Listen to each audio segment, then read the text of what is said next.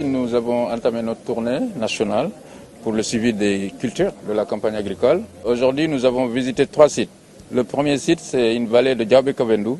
C'est une vallée de 700 hectares où on a à peu près emblavé 600 hectares. Les producteurs l'ont dit eux-mêmes.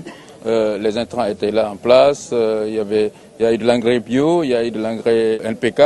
Il y a eu des semences de qualité, c'est pour cela qu'on avait vu quand même aussi des riz de qualité. Ensuite, nous nous sommes rendus dans le périmètre aménagé, au secteur 2, où nous avons visité une parcelle du très professionnel Karamba Kébé. Cette année, on a eu un peu de chance, c'est-à-dire que le début de l'hivernage n'a pas été trop pluvieux comparé à l'année dernière, ce qui a permis 2 choses. D'abord, de bien récolter la contre-saison et ensuite, de bien labourer sans trop de pression.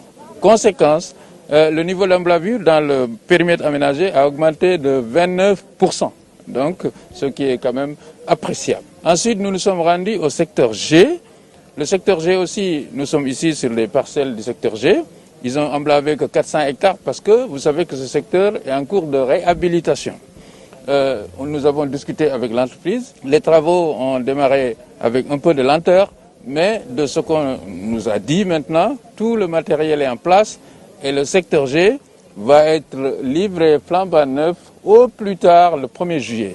C'était une attente des populations. Dieu merci, on avait piloté la conception de ce projet. Maintenant, il est mis en œuvre et il va permettre à ce secteur de retrouver son lustre d'antan et voire même plus parce que là, il va être un secteur ultra moderne. Donc, c'est en tout cas une première journée satisfaisante.